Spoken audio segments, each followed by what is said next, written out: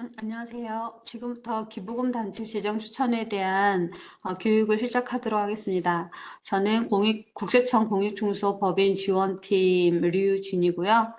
음, 이 지정 추천 업무와 법인세법상 기부금 단체 의무이행 점검 업무를 담당하고 있습니다.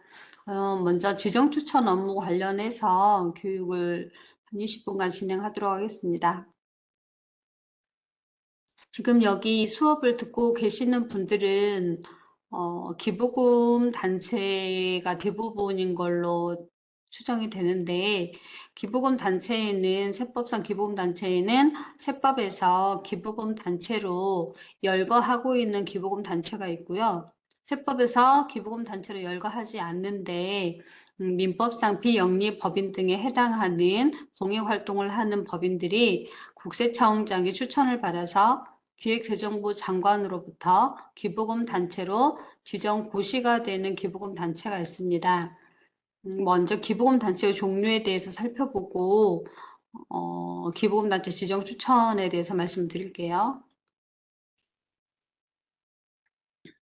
여기 보시면은 법인세법상 기부금 단체에 대해서 먼저 설명을 드릴게요. 첫 번째로는 법인세법 24조 2항 1호에 따른 특례 기부금 단체가 있는데, 여기는 예전에 법정 기부금 단체로 이제 명명하던 기부금 단체이고, 국가 지자체, 국립대학 병원 등이 특례 기부금 단체의 범위에 해당하는 것입니다. 그리고 지금 이 수업을 듣고 있는 대다수 기부금 단체가 이 2번에 해당이 될 텐데요. 2번은 법인령 39조 1항 1호에 따른 일반 기부금 단체를 얘기를 하고 있고요. 보통 통상적으로 지정 기부금 단체로 명칭을 이제 칭하고, 이러한 기부금 단체가 끊어주는 기부금 영수증이 지정 기부금 영수증이 되는 거죠. 그리고 공익법인 등으로 칭하기도 합니다. 그러면 이 옛날 지정 기부금 단체로 불리웠던 일반 기부금 단체는 또 종류가 두 가지로 나누어집니다. 첫 번째 줄 보시면 빨간색으로 당연 일반 기부금 단체가 있죠. 옆에는 이제 그 당연 일반 기부금 단체가 열거되어 있는 세법 조항인 것이고요. 이제 쉽게 말을 해보면 오른쪽에 세부 내용을 보시면은 세법에 따라서 열거되어 있는 일반 기부금 단체를 말을 하는 것이고요. 열거된 법인은 사회복지법인, 어린이집, 유치원, 학교, 의료법인, 종교단체까지 저희가 당연 일반 기부금 단체라고 부르고 있습니다. 이 당연 일반 기부금 단체는 세법에 따라서 당연히 기부금 단체로 보는 단체라서 제가 추후에 설명드릴 지정 추천과는 이제 관계가 없고요. 두 번째 두 번째 줄을 보시면은 빨간색으로 기재부 지정 일반 기부금 단체로 표시되어 있죠. 옆에 법인령 이거는 이제 해당 법조항에 대한 내용이고요. 그러면 이 기재부 지정 일반 기부금 단체는 무엇이냐? 오른쪽에 세부 내용을 보시면 민법상 비영리법인이나 사회적 협동조합법인은 기부금 단체가 아니에요. 그런데 이러한 단체들이 일정 요건을 충족을 해서 국세청장이 기부금 단체로 보기에 적합하다라고 판단해서 추천을 하고 기획재정부 장관이 고시를 하게 되면 그 고시일 이후부터 이런 민법상 비영리 법인이나 사회적 협동조합법인이 기재부 지정 일반 기부금 단체가 되는 것입니다. 여기는 지정 추천이라는 절차를 한번 거치고 기부금 단체가 되는 것이고, 이 교육을 듣고 있는 공익법인은 아마 이 당연 일반 기부금 단체이거나 기재부 지정 일반 기부금 단체일 것입니다. 이렇게 기부금 단체가 나눠진다는 내용을 좀 먼저 사전 지식으로 알고 들으시면 좀 더 나을 것 같아서 이 부분을 먼저 설명을 드리는 거고요. 세 번째로 법인령 39조 1항 2호 다목에 따른 일반 기부금 단체라는 것도 있습니다. 이것은 무엇이냐면 여기도 밑줄 쳐진 걸 먼저 읽어볼게요. 기획재정부 장관이 지정하여 고시하고 있다고 그랬죠. 여기도 기획재정부 장관이 공익 목적으로 지출하는 기부금으로 공익 목적 사업을 운영하는 단체를 지정해서 고시하는 그런 기부금 단체를 말을 하는 것이고요. 예시로는 중소기업 중앙회, 대한체육회 등이 있습니다. 근데 이 3번도 기획재정부 장관이 지정 고시하는 단체이고, 이번에 표의 두 번째 줄도 국세청장이 추천해서 기재부 장관 지정 고시하는 단체인데 무엇이 다르냐 하면, 이번에 두 번째 줄에 국세청장이 추천하는 기재부 지정 일반 기부금 단체는 기부금 단체가 되고자 하는 비영리법인이 지정 추천 신청을 해야 되는 것이고요. 3번에 법인령 39조 1항 2호 다목에 따른 일반 기부단체는 법인이 별도로 지정 추천 절차 없이 기획재정부 장관이 이런 공익 목적 기부금을 알아서 고시를 하는 겁니다. 그래서 이제 내가 민법상 비영리법인인데 그러면은 나는 일단 특례 기부금 단체가 아니고 일반 기부금 단체에 해당되는데, 당연 일반 기부금 단체가 나는 아니다. 예를 들어서 나는 사회복지법인도 아니고 어린이집도 아니고 유치원, 학교나 의료법인, 종교단체도 아니다. 그런데 내가 공익사업을 좀 하고 그 활동에 재원을 마련하기 위해서 기부금도 좀 받아야겠다. 그러면 나는 기부금 단체로 지정 고시가 되어야 되는데, 그러면 2-2번에 기재부 지정 일반 기부금 단체로 지정 추천 신청을 해야 되는 건지, 아니면 3번에 따라서 내가 혹시 기획재정부 장관이 이미 내가 받고 있는 어떤 기부금의 성격을 고시를 해서 내가 기재부 지정 일반 기부금 단체, 두 번째 거죠. 이 신청을 안 해도 되는 단체인지를 먼저 구분을 하셔야 되는 겁니다. 그러기 위해서는 기재부 사이트에서 이제 3번에 기획재정부 장관이 지정해서 고시된 단체인지를 먼저 확인을 해보면 되겠죠. 그래서 나라는 단체가 당연 일반 기부금 단체도 아니고 3번에 기획재정부 장관이 지정 고시하는 공익 목적 지출 기부금으로 사업을 운영하는 단체도 아니라 하면, 그리고 그런 상태에서 내가 기부금 단체가 되고 싶다 하면 이제 2- 두 번째 줄 표 두 번째 줄에 기재부 지정 일반 기부금 단체로서 나는 지정 추천이라는 절차를 거쳐야 되는 것입니다. 그래서 이제부터 지정 추천 절차에 대해서 설명을 해드리도록 하겠습니다. 지정 추천 대상인 나라는 비영리법인은 이제 기획재정부 지정 고시는 매 분기별로 이루어지거든요. 그렇기 때문에 지정받고자 하는 분기 마지막 달에 전전달 10일까지 나라는 단체가 추천 신청 서류를 제출을 하면, 국세청에서는 분기 마지막 달에 직전달 10일까지 기획재정부로 공익법인 지정 추천을 의뢰를 합니다. 그러면 기획재정부에서는 매 분기 말 비영리 법인이 신청한 지정 추천 신청 서류를 검토를 해서 적격 기부금 단체 여부를 검토한 후에 지정 고시를 하게 되고, 이렇게 매 분기별로 기획재정부 장관이 고시한 비영리 법인은 이제 일반 기부금 단체로서 공익법인의 지위를 획득할 수가 있는 것입니다. 신청 기간과 지정 기간을 설명을 해드릴게요.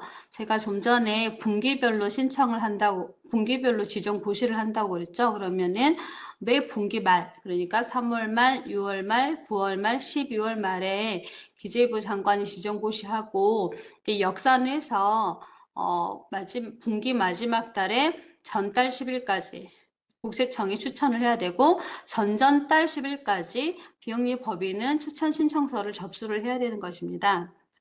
다만 1분기 같은 경우는 전년도 10월 11일부터 접수 기산일이 시작된다고 보시면 되고요. 그 외 모든 분기는 당해년도 분기 마지막 달에 전전달 10일까지라고 보시면 되겠습니다. 3월 말에 전전달이면은 1월이고 전전달이 10일까지니까 1월 10일이 되는 거겠죠. 마찬가지 논리로 2분기는 4월 10일, 3분기는 7월 10일, 4분기는 10월 10일까지 이 지정 추천 신청서를 접수를 해야 그 해당하는 분기 마지막 날에 고시가 되는 것입니다. 지정 기간은 신규 지정일 경우, 그러니까 맨 처음 이제 지정 추천 신청을 하는 신규 지정일 경우에는 지정일에 속하는 연도의 1월 1일부터 3년간이고, 재지정 같은 경우는 이제 1월 1일부터 6년간이라고 보시면 되겠습니다. 그러면 이제 분기별로 아무 때나 주정 추천 신청을 해서 이 4개의 분기 중에 고시가 되기만 하면 여기 돼 있죠? 지정일이 속하는 연도의 1월 1일부터니까는 뭐 1분기에 고시가 되든 2분기에 고시가 되든 4분기에 고시가 되든 그 고시한 날이 속하는 연도의 1월 1일부터 소급해서 공익법인 주의를 이제 인정받게 되는 것입니다. 그러면 지정 추천 신청서를 접수하기만 하면 모두가 일반 기부금 단체로 고시가 되는가 하면 그것은 아니고요. 첫 번째 지정 요건을 모두 충족을 해야지 지정 고시가 되는 것입니다. 지정 요건은 5가지가 있고, 첫 번째는 단체 유형에 따라서 각 요건을 충족을 해야 합니다. 동그라미 1번에 민법상 비영리 법인인 경우에는 수입을 공익 목적에 사용해야 하고 수혜자가 불특정 다수여야 합니다. 만약에 비영리법인이 사회적 협동조합이다 하면 협동조합 기본법 93조 1항 1호부터 3호의 사업을 수행해야 하고, 만약 지정추천 신청한 단체가 민법상 비영리법인도 아니고 사회적 협동조합 법인도 아닌 공공기관이나 법률에 따라 직접 설립된 기관인 경우에는 설립 목적이 사회복지, 자선, 문화예술, 교육, 학술, 장학 등 공익 목적 활동을 수행해야 한다는 요건을 충족해야 됩니다. 두 번째 요건으로는 해산 시 자녀재산을 국가 등에 귀속시켜야 하고, 세 번째로 홈페이지 개설을 하고 기부금 실적을 홈페이지를 통해서 공개해야 합니다. 네 번째로 선거운동을 한 사실이 없어야 하며, 다섯 번째로 지정 취소된 경우 취소일로부터 3년이 경과해야 합니다. 그러니까 올해 같은 경우는 4월 달에 총선이 있었잖아요. 이 4월 총선 관련해서 뭐 선거운동을 한 사실이 있다. 이 비영리법인의 이름으로 선거운동을 했거나 비영리법인의 대표자 명의로 선거운동을 했다 하면은 지정추천 요건의 4번을 위반한 것이 되겠죠. 그런 법인 같은 경우는 이제 지정추천 신청을 해도 지정고시가 되지 않을 확률이 높은 것입니다. 다시 말해서 1번부터 5번까지 요건을 모두 적격하게 충족을 이제 한 다음에 오른쪽에 추천 신청 서류를 구비를 해서 제출을 하시면 되는 것입니다. 추천 신청 서류를 살펴보도록 하겠습니다. 첫 번째로 공익법인 추천 신청서, 이건 법정 서식이니까 다운받아서 작성을 하시면 되는 것이고요. 두 번째로는 법인 설립 허가서, 세 번째로는 정관이 필요한데, 정관에는 이제 가로에 보면 지정 요건 1에서 3번 내용을 반드시 포함한다고 되어 있잖아요. 동그라미 1에서 동그라미 3이라고 되어 있어서 왼쪽에 동그라미 1, 2, 3번으로 착각할 수가 있는데, 이 왼쪽 지정 요건 기준으로 하면 방가로 1번부터 방가로 3번의 요건을 내용을 반드시 이제 정관에 포함해야 된다고 이제 보시면 되겠습니다. 다시 말해서 정관에 단체 유형별로 뭐 수입의 공익 목적 사용 및 수혜자가 불특정 다수라는 이제 요건이나 사회적 협동조합인 경우, 아니면 공공기관 법률에 따라서 직접 설립된 기관인 경우에는 이러이러한 목적의 활동을 수행한다는 게 첫 번째로 정관에 들어있어야 되는 것이고, 두 번째로 정관에 해산 시 자녀재산은 국가 등에 귀속시킨다라는 내용이 들어가 있어야 되고, 또 정관에 세 번째로 홈페이지를 개설해서 그 홈페이지와 국세청 홈페이지를 통해서 기부금 실적을 공개한다는 내용이 정관에 다 포함이 되어 있어야 합니다. 이렇게 포함되지 않은 채로 정관을 제출을 하고 지정 추천 신청을 하면 지정 고시가 되지 않습니다. 그래서 반드시 정관 요건 3가지는 충족을 해야 되는 거고요. 이거는 이제 재지정의 경우에도 마찬가지입니다. 네 번째로 최근 3년간 결산서 및 해당 사업연도 예산서를 작성해서 제출을 해야 하고요. 다섯 번째로 향후 3년 기부금을 통한 사업계획서를 제출해야 되는데, 재지정 신청의 경우에는 5년치를 제출해야 합니다. 6번째로 공익법인 등 의무이행 준수 서약서를 제출을 하시고요.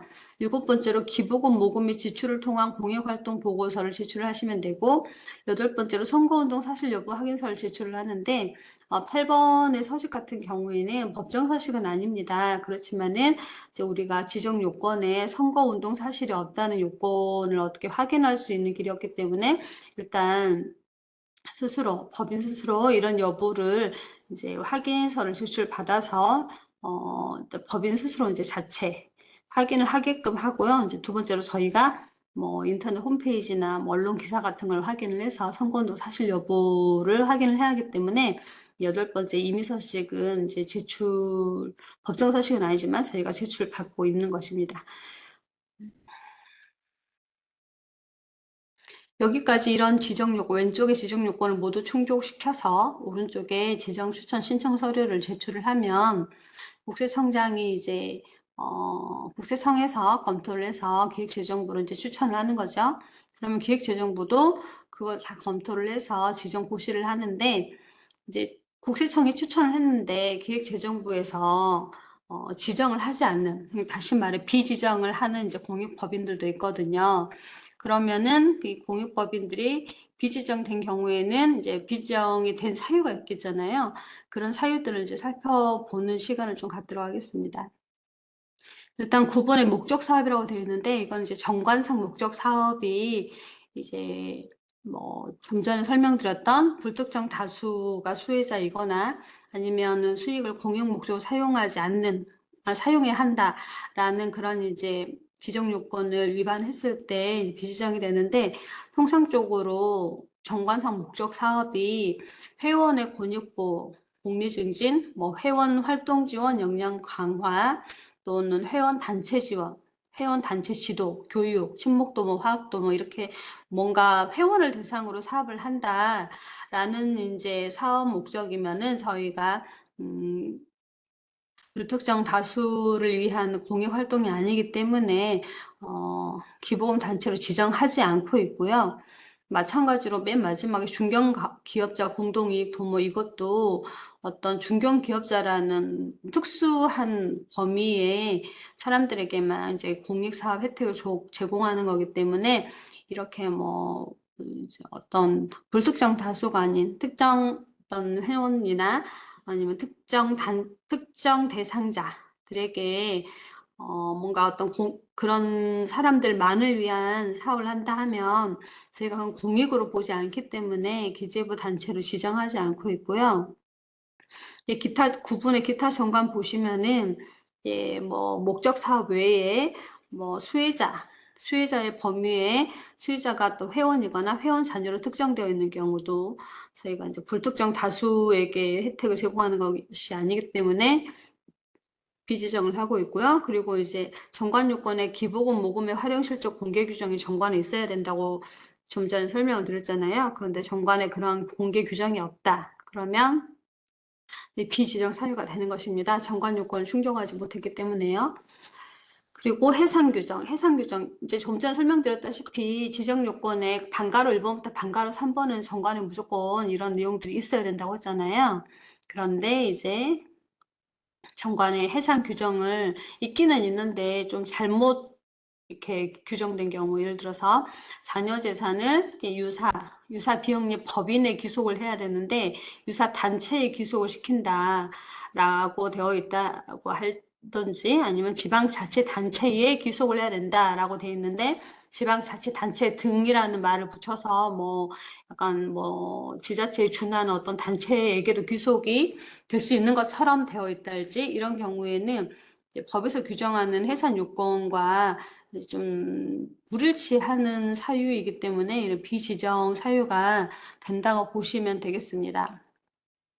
그러면 이제 올바르게 해야 되면 어떻게 해야 되냐면 자녀 재산을 유사 단체에 귀속한다 이렇게 할 게 아니고 자녀 재산을 유사 법인에 귀속해야 된다고 이제 써야 되는 겁니다. 왜냐하면 법인과 단체는 이제 다르거든요. 법인은 등기가 있는 그런 법인격을 가진 단체만 법인이라는 용어를 쓸 수가 있는데 단체 같은 경우는 등기 없이 또 이제 단체라는 단어를 쓸 수 있어요. 그래서 이제 우리가 이제 공익법인이 지정 요건을 충족시키려면은 자녀재산 유사 법인에 기속해야 됩니다. 유사 단체가 아니라. 그래서 여기는 이제 단체라는 단어 때문에 비지정된 사례라고 보시면 되고요.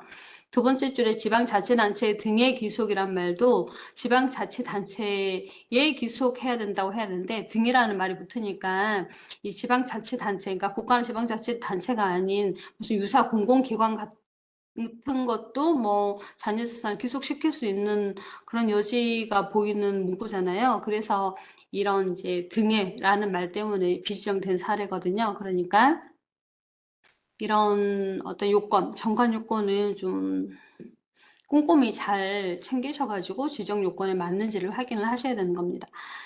이제 뭐 예를 들어서 이번에 24년 1분기에 지정 추천 신청을 했는데 비지정이 된 단체 같은 경우는 정관을 이제 뭐 보완해서 다시 기본 단체로 지정 추천을 2분기에 할 수도 있는 거잖아요. 그러면 내가 어느 부분에서 정관이 왜 잘못되었는지 알 수가 없을 수도 있어요. 그러면 이제 이런 이제 교육대 이런 것들 때문에 정관서 우리 정관이 이런 부분이 있었기 때문에 지난번에 비지정이 되었구나 이런 부분들을 공익활동 쪽으로 아니면 이제 기타 정관이나 해상 규정을 이렇게 손을 봐서 보완을 해서 다시 이제 지정 추천을 신청을 하면은 우리가 기부금 단체로 인정받을 수 있겠구나라는 이제 그런 지식들도 필요하기 때문에 이런 부분들 설명을 해드린 거고요. 마지막으로 이제 기타 사유로는 종교 법인으로 지정 불필요하다, 또 공익 목적 기부금으로 지정 불필요하다 이렇게 되어 있는데 제가 좀 전에 기부금 단체 범위 설명드릴 때 말씀드렸잖아요. 여기 보면은 종교단체 같은 경우는 당연 일반 기부금 단체잖아요. 그래서 지정 고시가 필요가 없는 단체이고 공익 목적 기부금 단체는 이 세 번째 법인형 39조 1항 2호 다목에 따른 일반 기부금 단체를 공익 목적 기부금 단체라고 말을 하는 거거든요. 이거는 좀 전에 설명드렸다시피 지정 추천 이런 거 필요 없이 기재부 장관이 지정해서 고시한다고 되어 있었잖아요. 그래서 이미 고시가 되어 있는데 다시 지정 추천을 하면 당연히 지정 추천 대상이 아니니까 비지정이 되겠죠. 이런 경우에도 이제 단체 어떤 지정 추천 대상 단체 요건과 불일치하기 때문에 비지정이 된다라고 이제 알고 계시면 되겠습니다. 기부금 단체 의무이행 여부 보고 전에 질문이 하나 들어와서 답변을 좀 드리고 갈게요. 문희훈 님이 공익단체와 공익법인이 같은 건가요? 라고 말씀을 이제 물어보셨는데, 공익단체가 조금 더 큰 범위죠. 공익법인은 좀 전에 말씀드렸다시피, 법인은, 법인 등기가 있는 법인격을 갖춘 데를 이제 법인이라고 칭하고, 공익단체는 그 법인과 법인이 아닌 단체를 모두 이제 아우를 때 공익단체라는 이제 단어를 쓰기도 하거든요. 또 한편으로 행안부 같은 경우에는 이제 소득세법상 공익단체라는 용어를 쓸 때에는 거기에는 이제 공익법인과 공익단체가 아우르는 개념이기는 한데 기재부 지정 추천을 할 때 기재부 장관 아니 국세청장이 추천을 하는 게 아니라 행안부 장관이 추천을 하는 거죠. 쉽게 말해서 공익법인과 공익단체는 다른 겁니다. 다른 거고 이 지정 추천은 공익법인만 그러니까 법인 등기가 있는 등기가 있어서 우리가 비영리 법인이라고 부르는 그런 공익법인만 이제 지정 추천이 가능한 거고요. 이제 공익법인과 구분이 되는 공익단체는 국세청장이 추천을 하는 게 아니라 행안부 장관이 지정 추천을 하는데 그거는 맨 마지막 시간에 Q&A에 나오니까 그때 다시 설명을 드리도록 하겠습니다. 기부금 단체 의무이행 여부 보고에 대해서 설명을 드리도록 하겠습니다.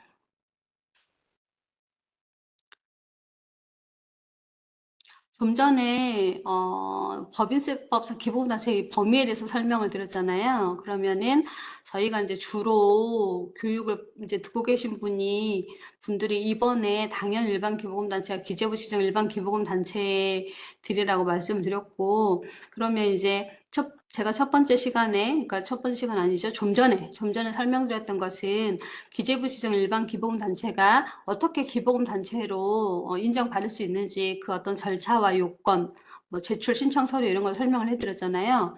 그러면 이제 기부금 단체라 하면 내가 공익사업을 하면서 어떻게 보면 외부로부터 금전 등을 무상으로 받는 거잖아요. 우리가 원래 금전이나 현물 등을 무상으로 받으면 세법상 증여세를 신고하고 납부하게 되어 있는데 공익법인은 공익활동을 하기 때문에 어떻게 보면 정부에서 세제상 혜택을 주는 거거든요.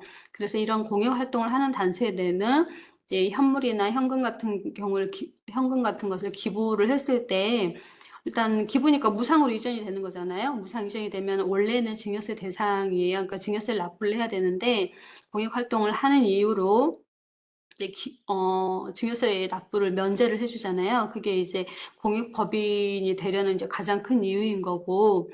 그래서 이제 그러면 공익법인들이 이렇게 무상으로 현물이나 현금 등을 받았으면 이런 현금, 현물 등이 공익사업이 잘 쓰여지는지를 당연히 관리 감독을 해야겠잖아요. 그 관리 감독의 일환으로 법인세법에서는 의무이행 여부 보고 제도를 두고 있는 것입니다. 그래서 보고 대상은 법인령 39조 1항 1호 광목에 따른 공익법인인데 좀 전에 설명드렸던 여기 당연 일반 기부금 단체와 기재부 지정 일반 기부금 단체 모두를 말해요.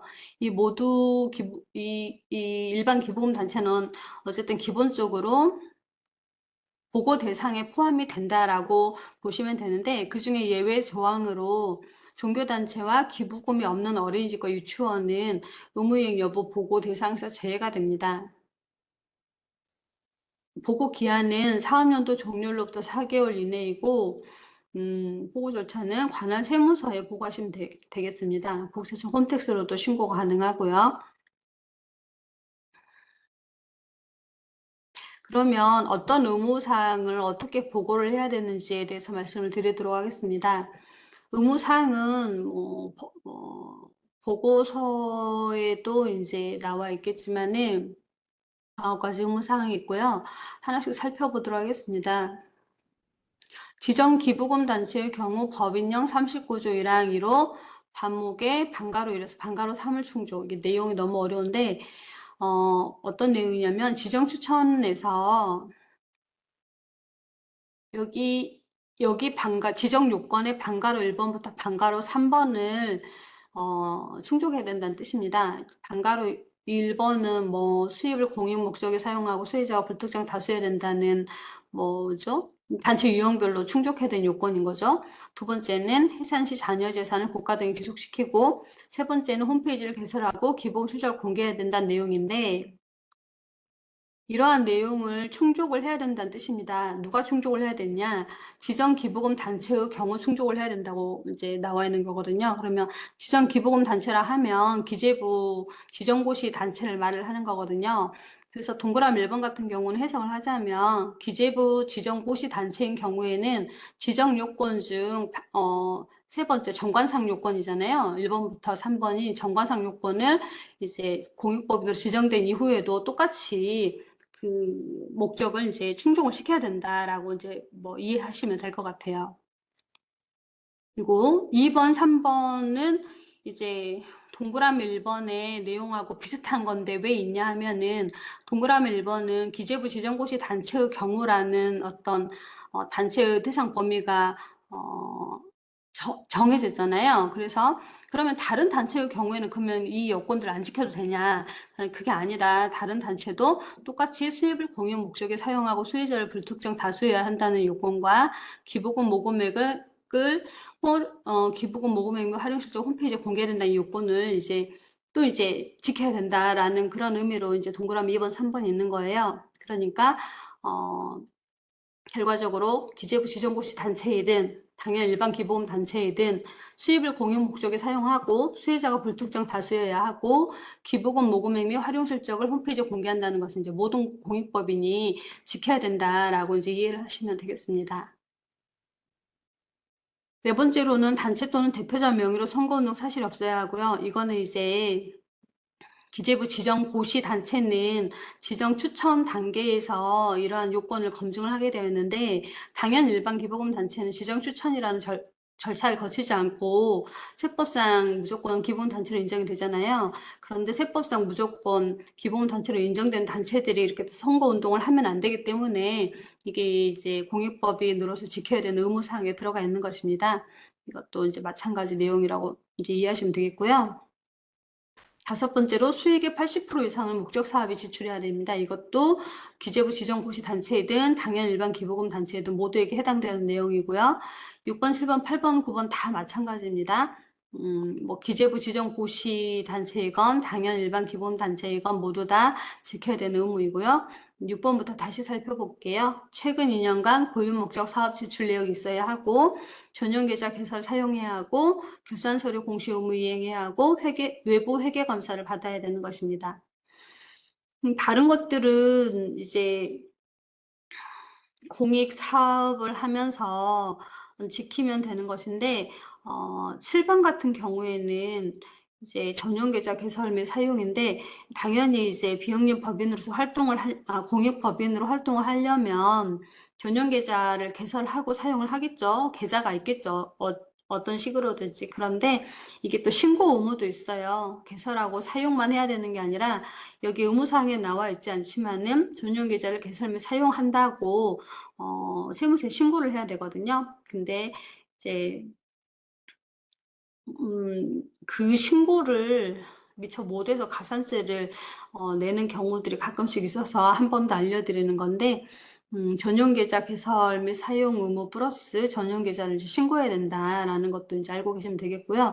지정 기부금 단체 같은 경우에는 이제 고실로부터 3개월 이내에 신고를 하셔야 되는 것이고, 당연 지정 기부금 단체, 즉 그 세법상 열거되어 있는 단체인 경우에는 설립일로부터, 그러니까는 공익법인의 지위를 획득한 날로부터 3개월 이내에 전용 계좌를 신고를 하셔야 되는 것입니다. 결산서류 공시 의무 이행은 내가 공익법인의 지위를 획득한 그 해에 그 해의 다음 연도, 그죠? 그러니까 사업연도 종료로부터 4개월 이내니까 내가 12월 말 법인이면은 이제 그 올해 신규 내가 12월 말 법인으로 올해 처음으로 공익법인의 지위를 획득했다 하면 이제 내년 4월까지 결산서류 공시 의무를 이행을 해야 되는 것이죠. 9번 같은 경우도 외부 회계 감사를 받아야 되는 의무가 있는데, 이거는 모든 법인이 받는 것은 아니고, 밑에 조그맣게 써 있죠? 총자산 100억 미만. 이거 세 개가 다 엔드 조건인데, 총자산 100억 미만이면서 수익금액과 출연재산 가액 합계액이 50억 미만이면서 출연재산 가액 20억 미만인 경우, 이 세 가지 조건이 모두 엔드 조건으로 충족되는 경우에는 외부 회계 감사를 받지 않아도 되는 것입니다. 여기서 수익금액과 출연재산 가액이라는 말이 좀 애매하실 건데, 출연재산 가액은 이제 기부금이라고 보시면 되겠고요. 수익금액 같은 경우는 뭐 공유목적 사업이든 수익 사업이든 내가 뭔가 사업을 해서 얻은 수익금액이라고 해석을 하시면 되겠습니다. 이렇게 의무사항을 설명을 해드렸고요. 그러면 이 의무사항이라서 이제 이것을 내가 공익법인의 지위를 획득한 이후로 이 의무를 이제 지켜야 되는 거잖아요. 지켜야 되는 거고, 이 지킨 것을 내가 잘 지켰습니다라고 이제 세무서에 이제 보고를 해야 된다고 말씀드렸잖아요. 그 보고가 의무이행 여부 보고인 거고, 사업연도 종료로부터 4개월 이내인 거고, 의무이행 여부 보고는 이제 홈택스 들어가서 의무이행 여부 보고로 이제 검색을 하시면은 보고서 제출하는 화면이 있습니다. 화면 자체는, 그러니까는 서식 자체는 되게 간단해요. 여기 1번부터 9번까지의 의무들이 이제 서식에 쭉 나열이 되어 있고, 뭐 오른쪽에 여부, 그러니까 의무를 뭐 이행했냐, 이행하지 않았냐, 이거 체크해가지고 제출만 하시면 되는 거니까 의무이행 여부 보고 자체는 간단한 겁니다. 그런데 그러면 이 의무사항을 지키지 않았거나 의무이행 여부 보고서를 제출 안 했을 경우에는 어떤 문제가 생기는지에 대해서 설명을 해드리도록 하겠습니다.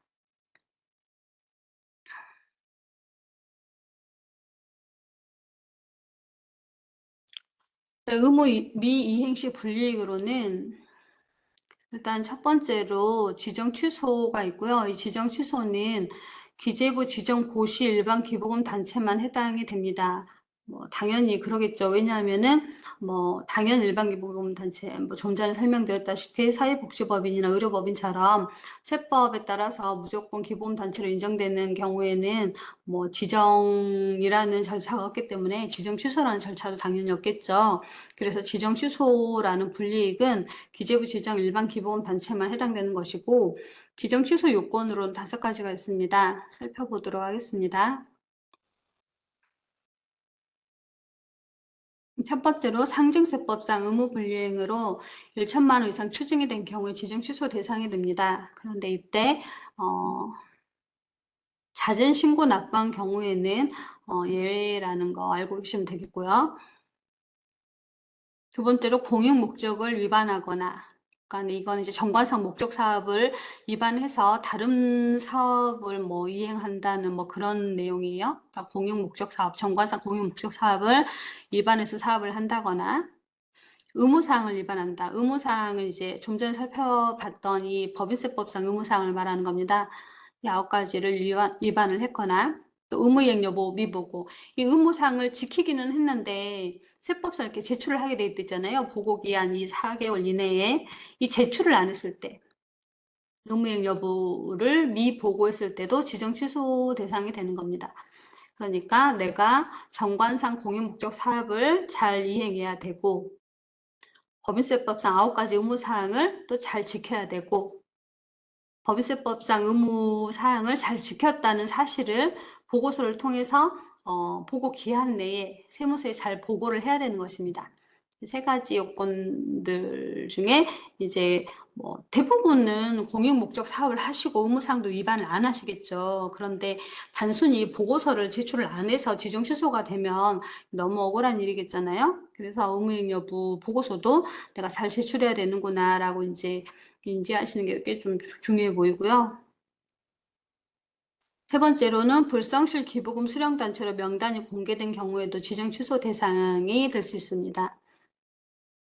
네 번째로 기부금품법을 위반해서 징역 또는 벌금형이 확정된 경우이거나 해산한 경우에도 지정 취소 대상이 될 수 있습니다.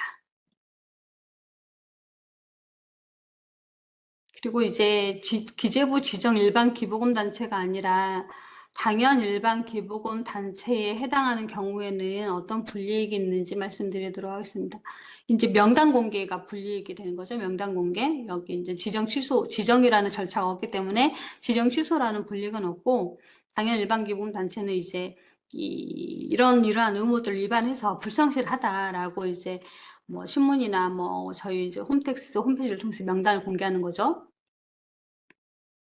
명단 공개 사유로는 4가지가 있습니다. 첫 번째로는 최근 2년 이내 상증세법상 의무불이행으로 1천만 원 이상 추징이 되는 경우이고요.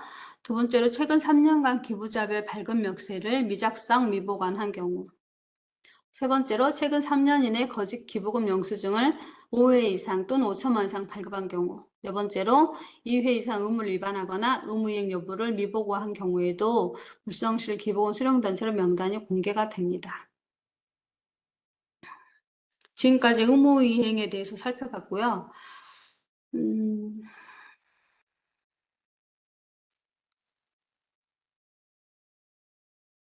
질문 중에 조금 공통적인 질문이 있으면은 답변을 좀 드리고 넘어가도록 할게요. 권희정님이 질문하신 내용은 좀 개별적인 사안이기 때문에 별도로 답변을 드리도록 하겠습니다.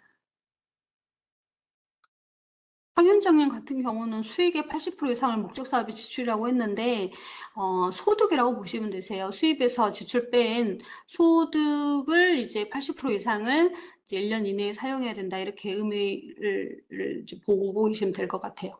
수익 사업의 지출을 제외한 지출의 80% 이상을 1년 이내에 공익 목적 사업에 사용해야 된다.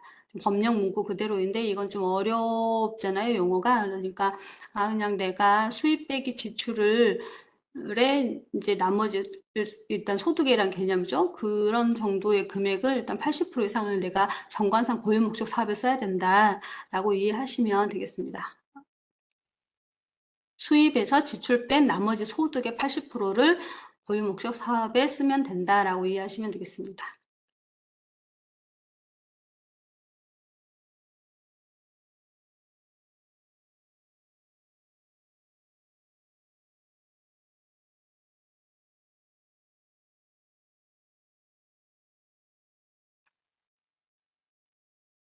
줄리아님이 질문하신 거는 좀 너무 이렇게 뭐랄까 이게 또 이제 공통적인 내용은 좀 아니어서 별도로 답변을 드리도록 할게요.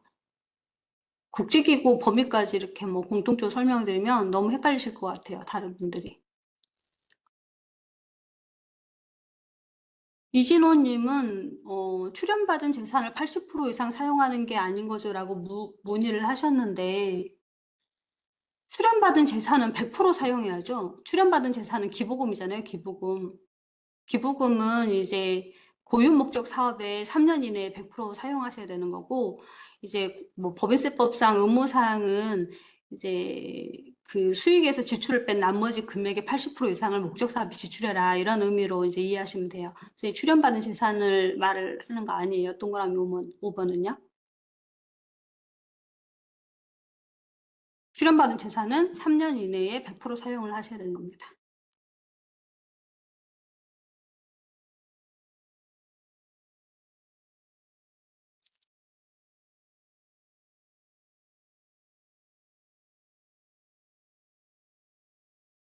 이화영 님도 뭐 같은 대답을 제가 들을 수 있을 것 같아요. 이진호 님한테 드렸던 대답. 기부금은 3년 이내에 100%를 사용하시면 되겠습니다.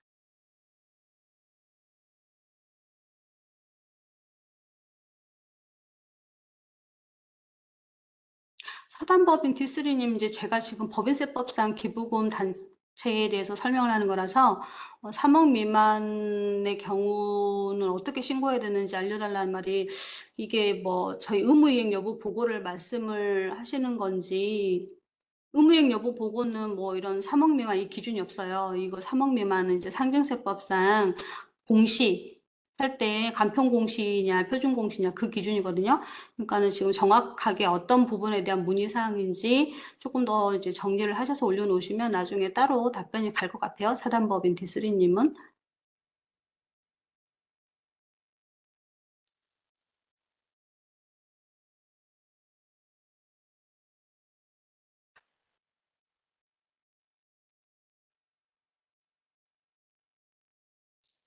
나머지는 약간 이제 개별적인 내용이고요. 이 내용들은 따로 정리해서 홈페이지 등에 올라갈 거예요. 제가 이제 지금 수업 시간, 이게 교육 시간 중에 말씀을 드린 이유는 이제 뭐 질문 중에 제가 설명하지 않았는데, 공통적으로 좀 알아야 될 사항들에 대해서 답변을 드리는 거거든요. 나머지 질문들에 대해서는 이제 개별적인 질문으로 좀 보이니, 이제 여기까지 질문 답변을 하고 나머지는 이제 홈페이지에서 별도로 답변 정리해서 나갈 겁니다. 그거 참고하셔서 개별적인 답변 회신 받으면 되겠습니다. 지금까지 의무행 여부 보고 제출에 대해서 설명을 해드렸고요. 전자기부금 영수증 제도에 대해서 설명해 드리도록 하겠습니다. 전자기부금 영수증 제도는 21년 7월부터 시행한 제도고요. 말 그대로 기부금 영수증을 예전에는 종이로 발급해서 기부자한테 다 우편 발송했잖아요. 이제 그런 어떤 불편함을 좀 이제 해소하고 그리고 투명한 기부 문화 조성을 위해서 시행된 제도이고요. 국세청 홈택스에서 전자기부금 영수증을 발행을 하시면 되겠습니다. 그러면 기부자는 기본적으로 이제 기부자가 아니라 기부금 단체가 그러면 전자기부금 영수증을 발급했을 때 어떤 이점이 있느냐 하면은 이제 여기 나와 있죠. 마지막에 기부자별 발급 명세 작성 보관을 원래 5년간 해야 되잖아요. 그리고 국세청장 등이 요청하는 경우에는 기부금 영수증에 대한 어떤 발급 내역을 제출해야 되고 기부금 영수증 발급 합계표를 해마다 제출을 해야 합니다. 이게 이제 기부금 영수증을 발급하는 단체의 의무인데 전자기부금 영수증을 발급하는 단체는 이런 모든 의무들이 면제가 됩니다. 오른쪽에 보시면은 이제 단서 조항을 붙여놓은 거죠. 이러이러한 의무를 이행해야 되는데 다만 전자기부금 영수증을 발급한 경우에는 그러하지 아니하다라고 해서 이런 의무들을 면제를 해 주었습니다. 도입효과로 이제 기부자는 가장 큰 혜택이 연말정산 간소화에 자동 반영이 된다는 혜택이 가장 크고요. 따라서 이제 뭐 기부금 단체에다가 내가 언제 기부했는데 기부금 영수증 뭐 발급해 주세요 뭐 요청해서 그걸 우편으로 받아가지고 다시 회사에 제출하는 그런 수고로움이 없어진다는 게 가장 큰 혜택이고요. 기부금 단체의 가장 큰 혜택으로는 좀 전에 설명드렸던 세법상 의무들이 면제가 되고 영수증 관리 비용이 절감된다는 것도 큰 혜택 중에 하나겠죠. 아무래도 예전에는 다 그런 자료를 정리를 해서 수동으로 우편 발송했는데 이제는 이제 국세청 홈페이지에서 확인만 하면 되는 거니까 기부자가, 그리고 이제 자동으로 연말정산 간소화에 반영이 되는 부분이라서 기부금 단체의 입장으로서는 이제 영수증 관리 비용도 절감된다는 점, 이 부분이 가장 큰 어떤 혜택으로 볼 수 있을 것 같습니다. 이 발급 방법 및 발급 내역 확인에 대한 설명은 뒤에 이제 캡처본을 보면서 설명을 해드리도록 할게요. 수정 발급 조회도 캡처본을 통해서 설명을 해드리도록 하겠습니다. 자, 전자기본 영수증을 어떻게 발행하는지를 이제 좀 설명을 해드리려고 합니다. 국세청 홈택스에 메인 화면 가시면 맨 위에 보시면 장려금 연말정산 전자기부금 메뉴 있죠? 이걸 누르시면 전자기부금 영수증 메뉴가 별도로 나오고, 여기 오른쪽에 전자기부금 영수증 포털 바로 가기를 누르면 메뉴가 두 개가 나오죠? 기부금 단체 메뉴와 기부자 메뉴가 나옵니다. 이 교육을 듣고 계시는 분들은 이제 단체분이시잖아요. 기부금 단체 메뉴로 들어가시면 되고요. 기부금 단체 메뉴를 살펴보면 첫 번째는 전자기부금 영수증 개별 발급 메뉴가 있고, 두 번째로 일괄 발급 메뉴가 있죠. 세 번째로 발급 신청 관리, 네 번째로 발급 목록 관리, 다섯 번째로 발급 권한 신청 메뉴가 이렇게 있습니다. 그러면 이 발급을 하기 전에 발급 권한 신청을 먼저 해야 돼요. 다섯 번째 메뉴부터 먼저 설명을 해드리도록 할게요.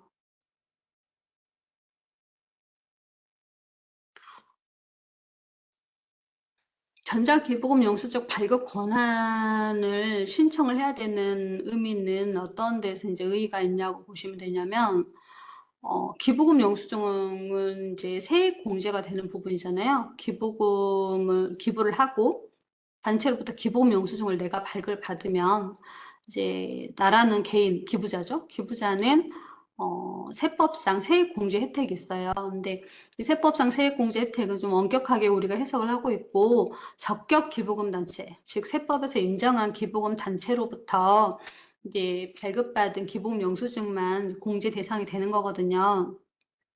그런데 아무나 전자기부 영수증을 발급을 하면 안 되겠잖아요. 그런 의미 때문에. 그래서 최초 1회에 한해서 발급 권한 신청을 해야 하고, 발급 권한 신청을 하면 세무서에서 여기가 적격 기부금 단체인지 검토를 한 후에 세무서에서 승인 처리가 되면 그때부터 전자기부금 영수증을 발급할 수가 있는 것입니다. 기부금 단체가 입력해야 될 사항은 간단해요. 두 번째 처리 정보에 기부금 단체 지정일 넣으시면 되고, 연락처는 이제 필수 입력 사항은 아닌데 이 연락처에 핸드폰 번호 같은 걸 입력을 하셔야지 발급권한 신청 처리 내역이 문자로 가거든요. 그래서 이건 좀 입력을 해주셨으면 좋겠고, 세 번째 처리 상태는 이제 내가 신청한 권한 신청이 어떻게 처리되고 있는지 처리 현황을 조회할 수 있는 화면인 거죠. 이건 이제 입력하는 것은 간단하고, 기부금 단체 지정일은 이제 허가일, 인가일, 등록일 이렇게 되어 있는데, 당연 기부금 단체는 뭐 설립일 같은 거 넣으시면 되는데, 지정 기부금 단체, 기재부 고시 단체 있죠? 기재부 고시 단체 같은 경우는 이제 고시일을 넣으면 되는데, 기재부 지정 고시 단체는 이제 매 분기별로 명단이 고시가 되는 거잖아요. 그리고 단체 수가 되게 많고, 그래서 여기 이제 오른쪽에 별표 맨 마지막에 이제 써 있죠. 기재부 지정 고시 단체는 국세청에서 자료 수집한 후에 발급 권한 일괄로 부여를 한다고 되어 있죠. 그래서 기재부 지정 고시 단체는 별도로 발급 권한을 신청을 하지 않아도 되겠습니다. 이제 발급 권한 신청할 때 왼쪽에 캡처화면 보면 맨 마지막 빨간색 박스 안에 신청 시 필요한 서류가 있죠. 이게 그냥 내가 입력만 한다고 해서 되는 게 아니라 내가 적격 기부금 단체라는 것을 증명할 수 있는 서류를 첨부 서류 제출을 해야 되거든요. 보시면은 첫 번째 법인 설립 허가증. 허가증이 없는 경우에는 직무관청에 받은 인허가증, 뭐 시설 신고증 이런 걸 이제 제출하셔야 되고, 두 번째로 기타 서류를 제출을 하시면 됩니다.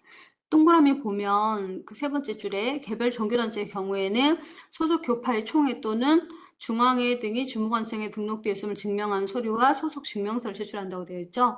그러니까 개별 종교단체, 뭐 예를 들면 대한예수교 장로회에 소속된 교회가 전자기부금 영수증을 발급을 하고 싶은데 발급 권한이 없어서 발급을 못한다. 그럼 내가 발급 권한 신청을 해야 될 거 아니에요.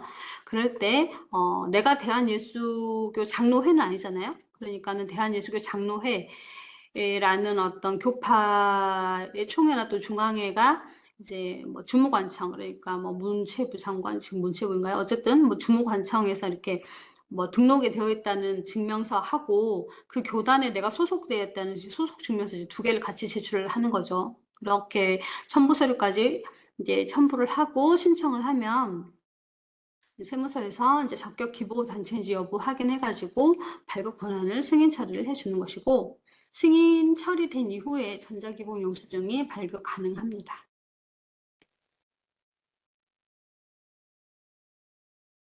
두 번째로는 전자기본 영수증 이제 발급 메뉴를 살펴볼게요. 맨 처음에 전자기본 영수증 포털에 보면은 이제 하단에 보면 기부금 단체 메뉴가 다섯 번째 거, 맨 마지막 거 발급 권한 신청은 방금 살펴봤죠? 이제 개별 발급과 일괄 발급 두 가지 발급 방식이 있는데 개별 발급을 살펴보도록 하겠습니다. 개별 발급은 말 그대로 개별적으로 건별로 이제 발급을 하고자 할 때 쓰는 메뉴고요.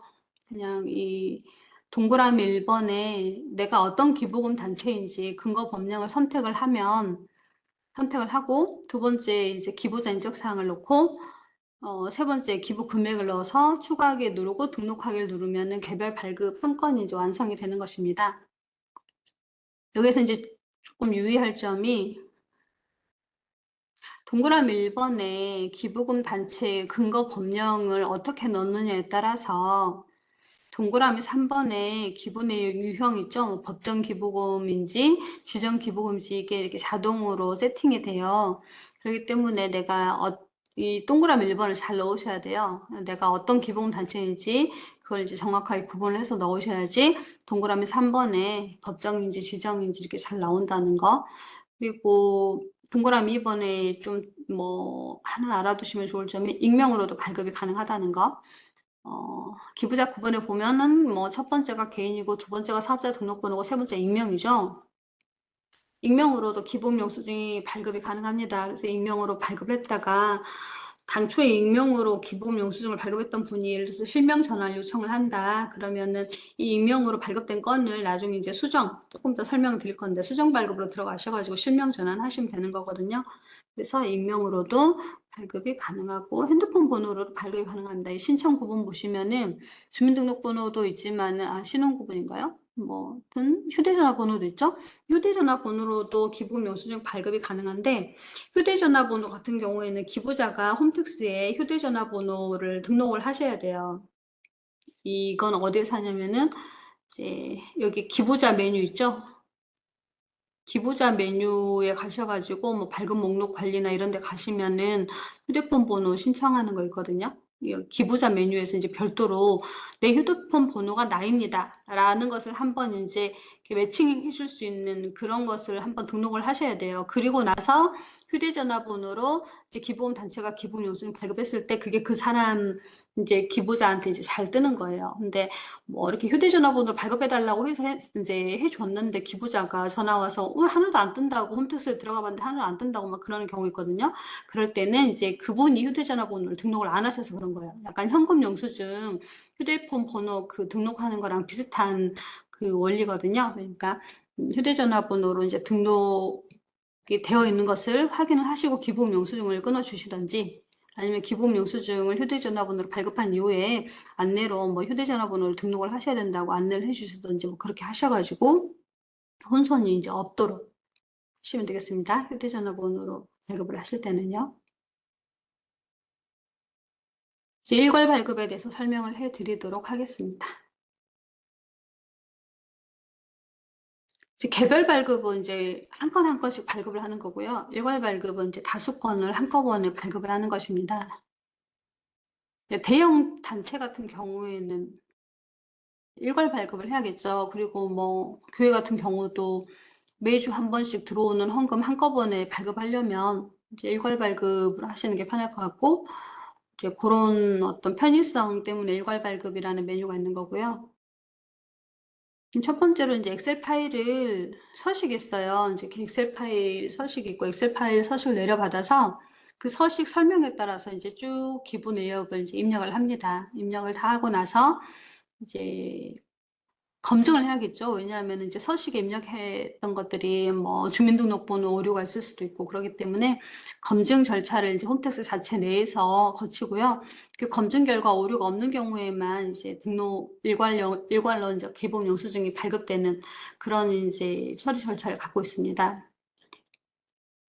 그래서 이제 첫 번째로 이제 업로드 파일을 선택해서 이제 업로드한 이후에 두 번째로 이제 오류 조회를 해서 이제 내가 어떤 오류인지 알아야지 다시 고쳐서 올릴 거 아니에요. 그러면 이제 오류 조회를 클릭을 하면 이 오류 내역이 어떤 부분이 이제 어떻게 오류가 났는지를 이제 알려드리는 겁니다. 그러면 이렇게 이제 오류가 뜨죠. 그러면 이제 이 오류가 뜬 것을 다 고쳐서 다시 파일을 등록을 해도 되고요. 오류 건이 한 건밖에 없는데 내가 다시 이 파일을 내려받아가지고 다시 등록하고 뭐 이런 게 귀찮으시다 하면 그냥 이 상태 그대로 등록을 하면 오류 건이 제외한 나머지가 등록이 되는 거거든요. 그러면 이제 오류 건을 제외하고 나머지 등록하고 이 오류 건에 대해서 이제 개별 발급 한 건이니까 뭐 한 건을 개별 발급하든지 뭐 이런 방식으로 하셔도 되고 아니면은 그냥 뭐 오류 발급인 상태로 놔두고 개별 발급한다고 했다가 개별 발급도 빼먹을 수도 있잖아요. 그래서 나는 아예 그냥 절대 오류가 없는 상태로 올리겠다 하면 오류가 안 나올 때까지 계속 이제 오류 검증해갖고 오류가 안 나오시는 거 확인한 다음에 오류가 안 나오는 파일을 이제 일괄로 올리면은 오류 없이 이제 일괄 발급 되는 겁니다. 그럼 이제 일괄 발급이 잘 됐는지를 확인을 해야 되겠잖아요. 그래서 이제 일괄 발급 제출 내역. 첫 번째 이제 여기가 뭐 지금 이제 일괄 발급 메뉴잖아요. 일괄 발급 메뉴에 그 오른쪽 위쪽 상단을 봐보세요. 위쪽 상단 보면 그 조회 발급 뭐 파란색 라인 있죠? 파란색 라인 밑에 보면은 전자기본 영수증 일괄 등록이라는 이제 메뉴 제목이 나오잖아요. 제가 지금 이걸 설명을 하고 있는 거고 그 밑에 보면 탭이 있죠, 탭. 그러면 우리는 지금 첫 번째 탭을 보고 있는 거예요. 영수증 일괄 제출 탭. 영수증 일괄 제출 탭을 눌러서 우리는 지금 일괄 발급 목록을 이제 등록도 하고 오류 검증도 하고 제출도 하는 건데 이게 제출이 잘 됐는지를 이제 확인하는 게 이제 영수증 일괄 제출 탭 옆에 두 번째 탭 보면 제출 내역 나오죠? 제출 내역. 이 제출 내역 탭을 이제 눌러보면은 내가 제출한 게 오류가 몇 개나 있었는지, 오류가 없었는지, 뭐 잘 올라갔는지, 내가 뭐 삭제한 건지 수정한 건지 이런 내역을 확인할 수 있는지 제출 내역 탭에서 그런 내용들을 확인을 하시면 되겠습니다. 내려받기 기능도 지원이 되니까 여기에서 이제 내려받아가지고 뭐 내가 갖고 있는 뭐 엑셀 파일과 대사를 하겠다 하면 뭐 그렇게 하셔도 될 것 같고요. 그리고 이제 여기 3번 삭제하기 보면 이따 설명을 드리긴 할 건데 일괄 발급부는 이 화면에서 삭제를 하셔야 돼요. 일괄 발급부는. 일괄 발급부는 여기 제출 내역에서 삭제를 하시면 되고, 여기 가운데 보면 삭제 버튼이 있죠? 이 삭제가 이제 일괄 발급부를 삭제한다는 거고, 일괄 발급부 삭제를 누르면 그때 올렸던 일괄 발급 목록이 전부 다 한꺼번에 삭제가 되는 거예요. 개별 발급은 이제 발급 목록에서 삭제하시면 되고요. 일괄 목록과, 일괄 발급과 개별 발급이 이제 삭제하면 좀 다르다는 거. 알고 계시면 되겠고, 이제 기부자 요청에 의한 전자기부금 영수증에 대해서 설명을 해드릴게요. 이거는 뭐냐면, 맨 처음 전자기부금 영수증 포털 사이트에서 이제 기부금 단체 메뉴 옆에 이 오른쪽에 기부자 메뉴 있잖아요. 기부자 메뉴를 보시면 기부자도 무슨 발급 신청 있잖아요. 두 번째. 전자기부금 영수증 발급 신청. 이것과 연관된 화면인데 기부자가 전자기부금 영수증을 발급 신청을 할 수가 있어요. 기부자가 홈택스로 들어가서. 그러니까는 본인이 전자기부금 영수증을 발행을 해달라고 요청을 따로 안 했는데 전자기부금 영수증이 발행이 안 됐다. 내가 확인해 봤더니 전자기부금 영수증을 발행해주는 단체라고 알고 있었는데 발급이 안 됐네 했을 때 이제 내가 요청을 해야 되잖아요. 근데 이제 전화 같은 거 안 하고 기부자가 바로 발급 신청 그 메뉴에서 전자기본 영수증 발급 신청을 하면 그 신청한 내역이 지금 이 화면 기부금 단체 입장에서 이제 그 전자기부금 영수증 발급 신청 내역이 이제 뜨는 거죠. 그러면 지금 뭐 캡처 화면이 지금 두 개로 나눠져 있잖아요. 상단과 하단이 있는데 이 상단은 이제 기부자가 발급 신청하는 화면이에요. 기부자가 이렇게 나 전자기본 영수증 나 기부했는데 이렇게 끊어주세요라고 이제 신청을 하면 이 하단에 이제 기부자 단체 입장에서는 이제 발급 신청 내역이 이렇게 조회가 되는 겁니다. 그러면 이 내역이 실제 기부 내역과 일치를 하면 승인을 하면 전자기본 영수증이 발행이 되는 거고요. 반려 사유를 입력해서 반려를 하면 이제 반려 사유가 이제 기부자 발급 신청 현황이 이제 뜨는 거죠. 그렇게 해서 이제 기부자 요청위한 전자기부금 영수증 발급 메뉴도 있다는 거. 이런 것들은 어떻게 보면은 기부금 단체 입장에서는 이제 외부 민원인 거잖아요. 민원 처리를 빨리빨리 해주셔야 되겠고, 이런 부분들을 이 메뉴가 있으니까 이 기부자 요청위한 발급 신청이 들어오면 빨리빨리 확인하셔가지고 뭐 승인이든 반려든 처리를 빨리 해주시고 뭐 그래야지 기부자들이 기분이 안 나쁘겠죠. 이런 메뉴가 있다는 건 설명을 드렸고요. 물론 이제 기부자가 이걸 입력을 하면 무조건 다 되느냐. 저희가 이제 기부금 단체도 이제 불편하잖아요. 기부자가 확인도 안 하고 뭐 이거 발급 신청하는 경우도 있거든요. 그래서 뭐 여기 발급 권한 신청 기부자 뭐 제목 밑에 두 번째 바 보면은 저희가 써놨죠. 중복 발급 방지 목적으로 기부자가 발급 신청 전에 기부금 단체에 이미 발급을 했는지 확인한 다음에 꼭 신청해라라는 팝업을 게시는 하고 있습니다. 그러니까 뭐 좀 걸러내는 이제 필터 장치는 좀 있는데 그럼에도 불구하고 좀 불편해 하시기는 하시더라고요. 기부금 단체에서. 그렇지만은 이것들은 이제 기부자의 어떤 정당한 권리니까 빨리빨리 처리를 해주셨어요. 처리를 해주시는 게 맞을 것 같고요. 그리고 이제 조회 화면. 이제 이 조회 화면이 전자기본 영수증 발급 목록 관리인데 맨 처음 포털 사이트에서 지금 저희가 기본 단체 메뉴 5개 중에 맨 마지막에 발급 권한 신청을 제일 처음에 설명을 해드렸고 첫 번째 개별 발급, 두 번째 일괄 발급 메뉴도 설명을 해드렸죠. 그리고 지금 지금 설명해드리는 게 네 번째 보면 발급 목록 관리 있잖아요. 발급 목록 관리를 지금 설명을 해드리는 거고 이 발급 목록 관리에서 이제 수정 삭제 뭐 이런 것들이 이제 다 되는 거거든요. 근데 이제 일괄 삭제는 말씀드렸다시피 일괄 발급 제출 내역에서 삭제가 되는 거고 여기 발급 목록에서는 이제 개별 발급에 대한 이제 삭제가 가능한 거죠.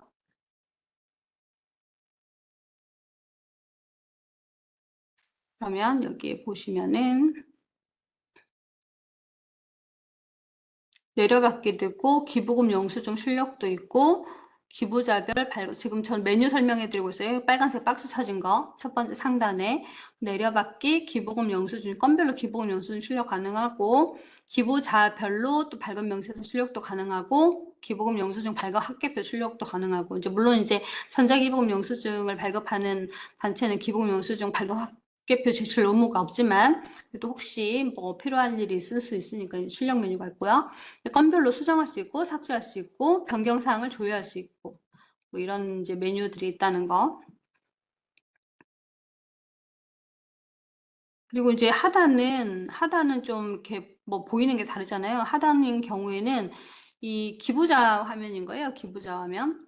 첫 번째 상단은 기부금 단체 화면이고 이제 뭐 기부자도 어떻게 보이는지 좀 알고 계시면 도움이 될 것 같아서 이제 나누는 거예요. 그러니까 첫 번째 제가 설명드렸던 메뉴는 기부금 단체가 발급 목록 관리로 들어갔을 때 조회되는 화면이고 하단은 기부자가 발급 목록 관리를 갔을 때 조회되는 화면이에요. 그래서 뭐 기부자도 자기가 전자기부금 영수증 뭐 출력할 수 있죠. 맨 오른쪽 보면은 기부금 영수증 출력 메뉴 있잖아요. 이거 기부자 메뉴에 있는 거기 때문에 기부자 본인이 필요하신 경우에 기부금 영수증을 자기가 스스로 출력할 수 있는 거거든요. 그리고 여기 기부자 메뉴에 보시면은 첫 번째가 정정 신청, 두 번째가 삭제 신청, 세 번째가 전자기본 영수증 발급 신청이잖아요. 이게 전부 다 이제 기부금 단체에다 이렇게 요청할 수가 있는 거죠. 뭐 이렇게 잘못 뭐 발행이 될 수도 있고, 뭐 기부를 했다가 뭐 기부사를 처리해서 내가 기부금을 돌려받았는데 뭐 영수증이 발급되어 있으면 삭제 신청해야겠죠. 뭐 이런 내용들 기부자 메뉴에 이렇게 있다는 거 이렇게 알고 계시면 되겠고요. 이제 부서 사용자 아이디 신청하는 방법을 알려드릴게요. 이거는 뭐에다 쓰는 거냐면, 이제 기부금 영수증을 이제 다수의 관리자가, 다수의 이제 발급하는 분들이 다수일 경우 이제 쓰는 메뉴이고요. 이 연말정산 간수화 맨 밑에 있죠. 이게 오른쪽에 이제 설명 자료에 맨 마지막 줄 보시면 연말정산 간소화 자료 제출 부서 사용 기가입자는 별도 가입이 필요 없다 돼 있잖아요. 이게 연말정산 간소화 자료 제출 아이디하고 연동이 되는 부서 사용자 아이디예요. 그래서 뭐 전자기부금 영수증을 뭐 올해 처음으로 발급 권한 신청을 해서 승인을 받아가지고 우리 단체가 처음으로 전자기본 영수증 발급하려고 한다.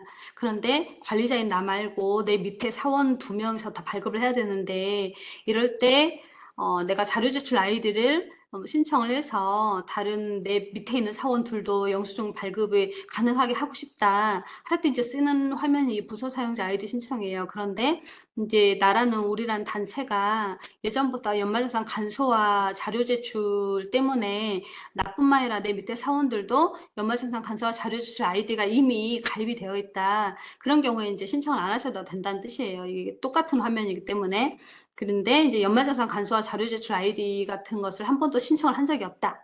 근데 내가 이번에 전자기본 영수증은 나 밑에 사원까지 포함해서 같이 발급을 해야겠다라고 했을 때 이제 그때 이제 연말정산 간소화 자료 제출 아이디 신청하기 이제 들어가셔갖고 이제 첫 번째 그 캡처본이에요.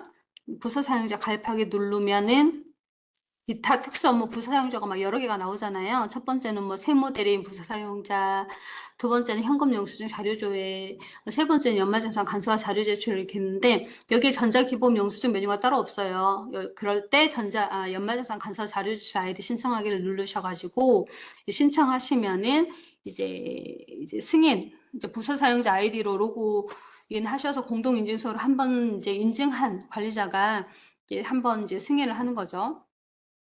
공동인증, 그러니까는 로그인 없이 아이디 신청하시고, 이것을 승인하는 단체는 기부금 단체가 공동인증서로 들어가면은 공동인증서로 들어간 그 단체 이름으로 그 승인 신청, 부서 사용자 아이디 신청한 것을 승인할 수 있다. 이런 내용이시고요.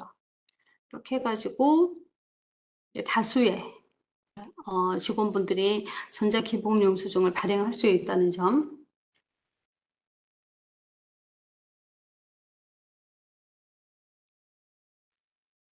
그리고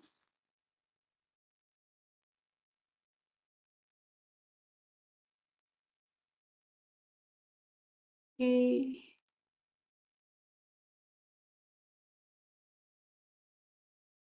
서명희님이 질문하신 내용은 좀 공통적인 내용이니까 설명을 드릴게요.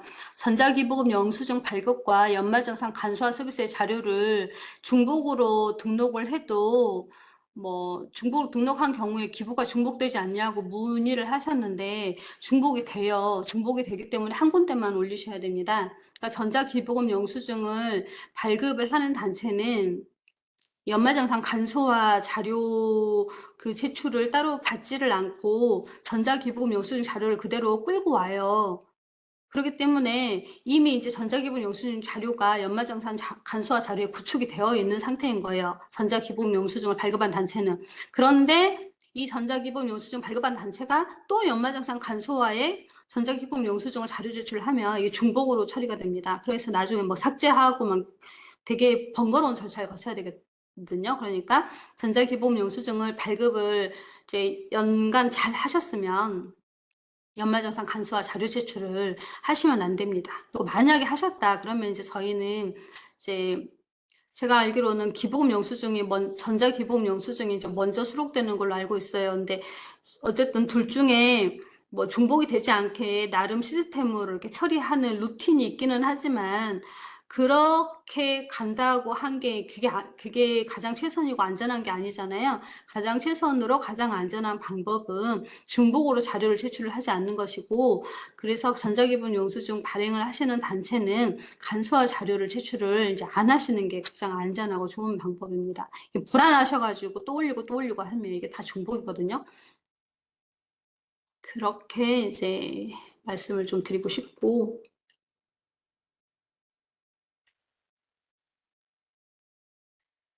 한국 메세나 협회님도 약간 개별적인 질문이어서 이거 별도로 좀 답변해 나가는 게 맞을 것 같고요. 인트리님이 질문하신 행안부와 기재부의 기부금단체 차이점에 대해서는 제가 지금 설명해 드리는 주요 Q&A에서 설명을 해 드릴게요. 이제 여기까지 전자기부금 영수증에 대한 설명을 이제 마치도록 하고요. 지금까지 설명한 거에 대해서 이제 주요 질의응답 사항에 대해서 설명을 해 드리도록 하겠습니다.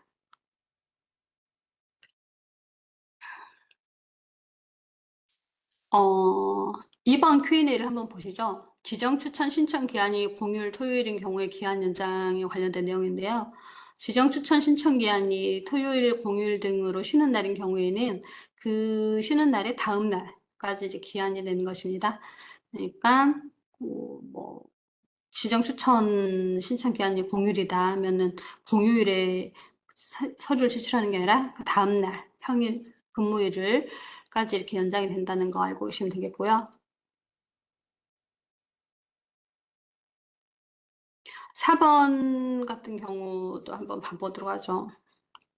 법인으로 보는 단체도 지정 추천이 가능한지 이렇게 되어 있는데, 이 법인으로 보는 단체가 뭐냐면, 법인이면 법인이지 왜 법인으로 보는 단체겠어요? 법인이 아닌데 그냥 어떤 행정상 또는 어떤 법령상의 이유로 너네는 법인이 아니지만 법인으로 볼게 하는 단체가 있어요. 근데 이 단체는 법인이 아니니까 법인 등기가 없겠죠. 이렇게 제가 지정추천 설명드릴 때 말씀드렸지만은 법인 등기가 있는 경우에 지정추천이 가능해요. 그래서 법인으로 보는 단체는 지정추천 대상이 아닙니다. 그러면 이제 법인으로 보는 단체는 그러면은 공익 활동을 해도 기부금 같은 건 받을 수 없느냐? 그렇지는 않아요. 법인으로 보는 단체는 이제 어떤 경로로 공익법인이 되면 되냐면 5번이죠. 지정 추천 대상이 아닌 법인으로 보는 단체는 어떻게 기부금 단체로 지정받을 수 있는지라는 질문에 대해서 법인으로 본 단체는 공익법인 지정 추천 대상이 아니지만 소득세법에 따라 규정된 공익단체 지정 추천 절차를 통해서 기부금 단체로 지정받을 수 있다 이렇게 되어 있죠. 공익단체 이제 뭐 좀 전에 그 채팅창에서 이제 문의하신 몇 가지 질문들에 해당되는 공통된 답변이에요. 이게 뭐 아까 공익단체와 공익법인의 차이는 무엇이냐. 그래서 설명드렸죠. 공익법인은 법인 등기 있는 애들, 공익단체는 법인 등기 없는 애들 중에서 행안부 장관이 지정 추천해서 기재부 장관 지정 고시한 애들이 공익단체라고 말씀드렸고, 그리고 뭐 아까 인트리님이 그 문의하신 내용과도 이제 같은 답변인 거죠. 행안부와 기재부의 기부금 단체 차이점이 있느냐. 이게 행안부와 기재부의 기부금 단체라는 말은 조금 이제 잘못된 거고, 결과적으로 공익법인이나 공익단체 모두 기재부 장관이 지정 고시를 하는 겁니다. 그런데 뭐가 틀리냐면은 지정 추천의 주체가 달라요. 공익법인은 국세청장이 지정 추천을 하는 거고요. 소득세법 시행령에 따른 공익단체는 행안부 장관이 지정 추천을 하는 거예요. 그게 다른 거죠. 그래서 법인 등기가 있는 법인은 국세청에다가 지정 추천해주세요 하고 제출 서류를 내면 되는데 법인 등기가 없는 그렇지만 공익활동을 하고 있는 그런 공익단체인 경우에는 행안부 장관에게 지정 추천해주세요 하고 공익단체 지정 추천 서류를 내면 되는 것입니다.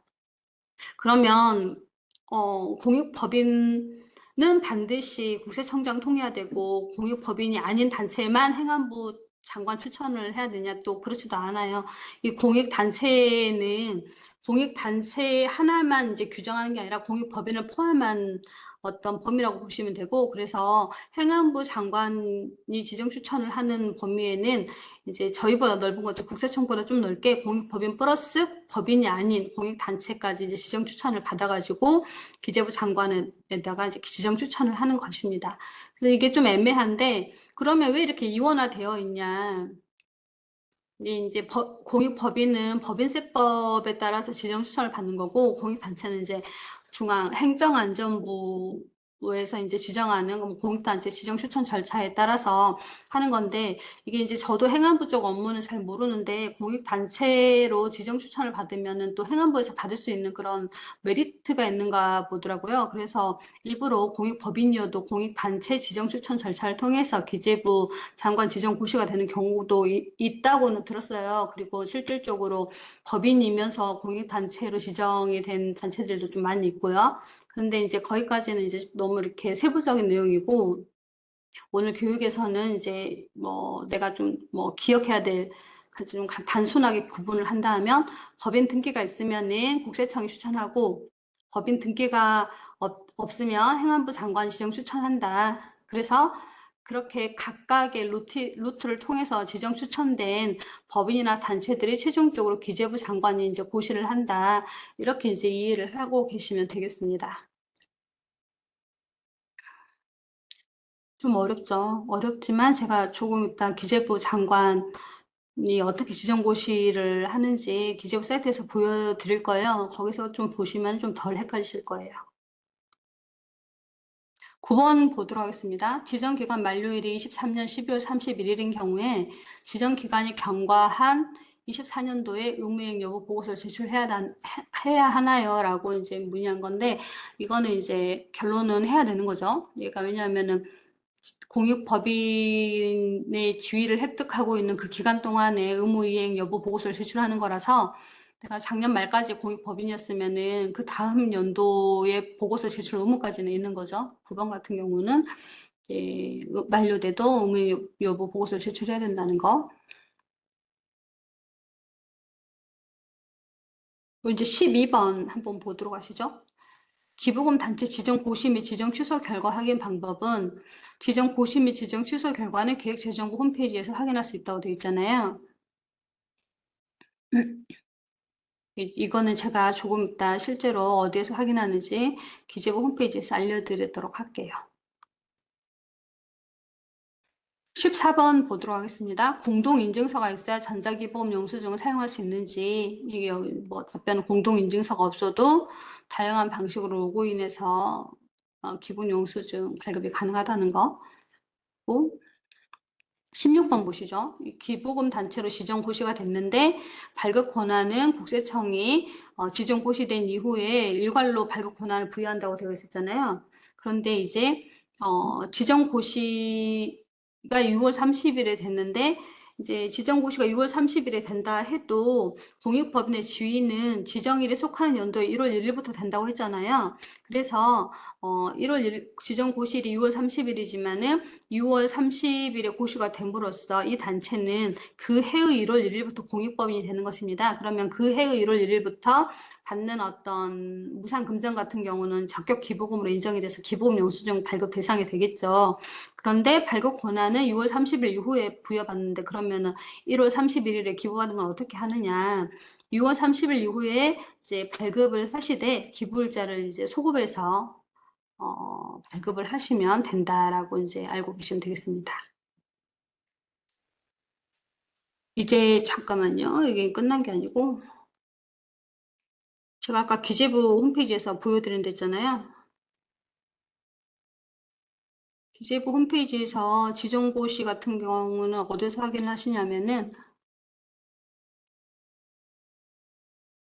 잠시만요.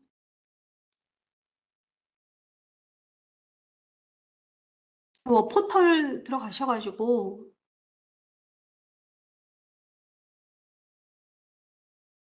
이렇게 기재부 이렇게 포털에서 검색을 하시면 기획재정부 사이트가 나오잖아요.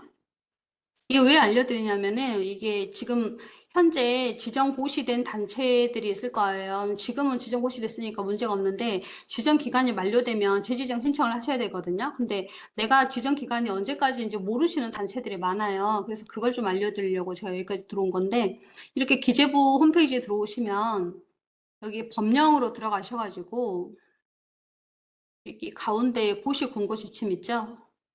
고시 공고 지침을 누르시면 기획재정부 고시 공고 지침이 나옵니다.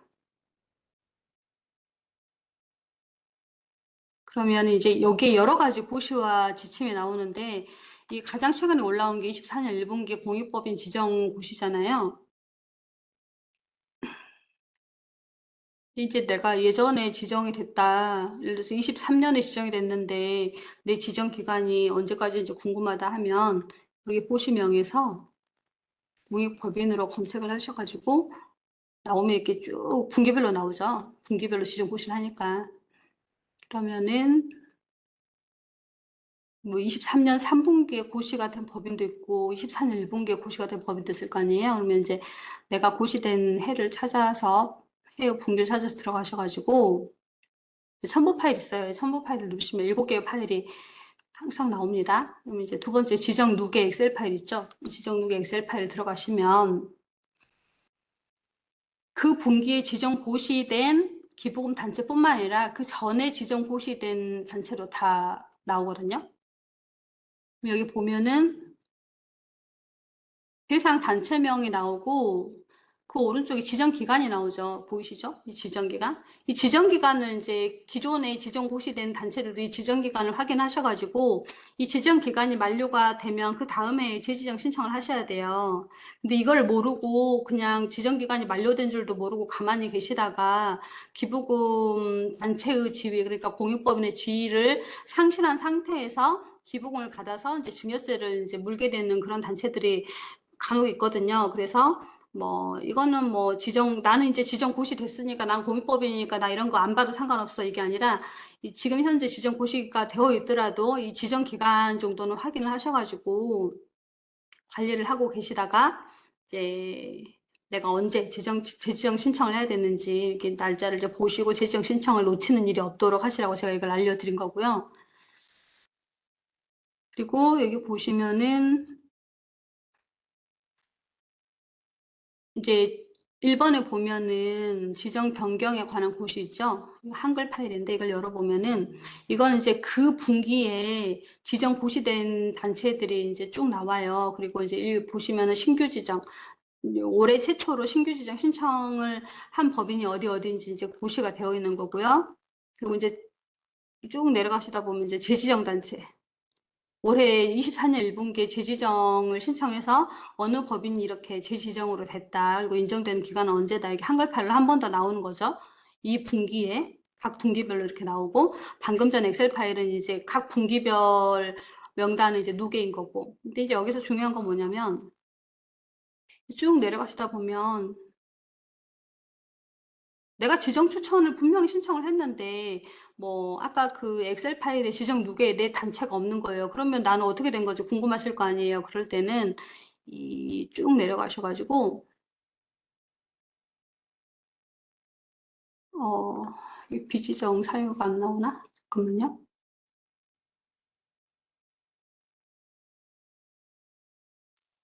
여기에는 안 나오네요. 내가 예를 들어서 제가 설명해 드리고 싶었던 부분은 그거예요. 이제 24년 1분기에 지정 추천 신청을 했어요. 그러면 이제 지정 고시된 내역을 여기 기재부 홈페이지에서 제가 확인을 할 수 있겠죠. 그러면 이제 내가 지정 고시가 됐는지 확인을 하고 내가 언제까지 지정 기간인지 확인을 하고 있잖아요. 근데 내가 지정 고시를 분명히 이제 지정 신청을 했는데 지정 고시가 안 됐어요. 그러면 비지정된 거거든요. 비지정되면은 그 사유가 뭔지를 확인을 하셔가지고 다음번 분기에 그걸 보완해서 신청을 하셔야 될 거 아니에요.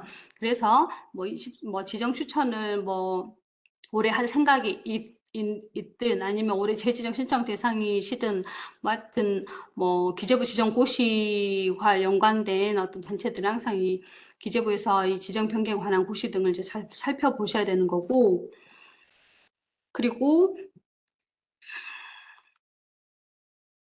이 맨 처음 설명드렸던 기억이 나시려는지 모르겠지만은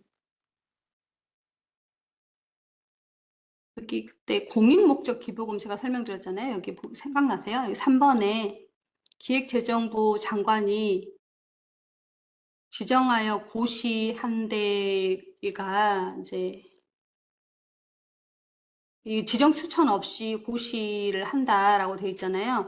근데 이제 그 고시가 여기 7번에 공익목적 기부금의 범위 있죠. 여기에 이제 기재부 장관이 지정 추천 없이 이제 고시한 비영리 단체 목록이 있고, 여기에 내 비영리 법인이 여기에 이렇게 고시가 이미 되어 있다. 그러면 지정 추천 절차가 필요가 없는 거죠. 원래 이 교육 시간이 2시부터 3시까지인데 제가 여러분께 알려드리고 싶은 게 많아서 지금 좀 늦어졌어요. 제가 이제 강의를 곧 마치도록 하겠습니다. 잠시만요. 한 가지만 더 답변을 좀 드리고, TKS님이 질문하신 건데, 이 기부금 단체 지정과 전자기부금 영수증 발급이 필수냐, 이렇게 문의하셨어요. 근데 이거는 여기 주요 Q&A에 답변이 나와 있는 거라서 이거 한 것만 좀 살펴보고 강의를 마치도록 하겠습니다. 여기 13번에 나와 있죠? 전자기부금 영수증 제도는 모든 기부금 단체가 해야 되느냐.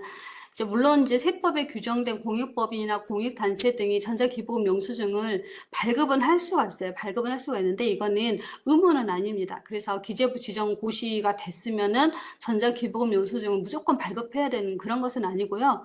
이제 그 지정 추천과 의무 이행까지는 이제 의무적으로 다 해야 되는 거고, 그 이후에 전자기부금 영수증은 이제 전자기부금 영수증이라는 좋은 제도가 있으니 공익법인 쪽에서 잘 이제 이용해 주셨으면 하는 이제 바람을 설명을 해드린 겁니다.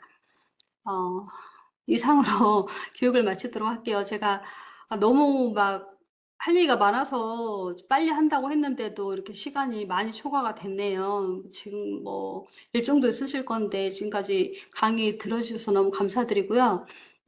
그리고 항상 이제 궁금하신 게 있고 그러시면 언제든지 저희 국세청 공익법인 팀이나 아니면 홈택스, 126번이죠. 국번 없이 126번. 저희 이제 국세청 콜센터로 문의를 주시면은 이제 답변을 좀 잘 드리도록 하겠습니다. 그리고 오늘 채팅창에 올라온 것들은 나중에 홈페이지 통해서 답변이 다 일괄로 갈 거예요. 그때 한번 확인을 해보시면 될 것 같고요.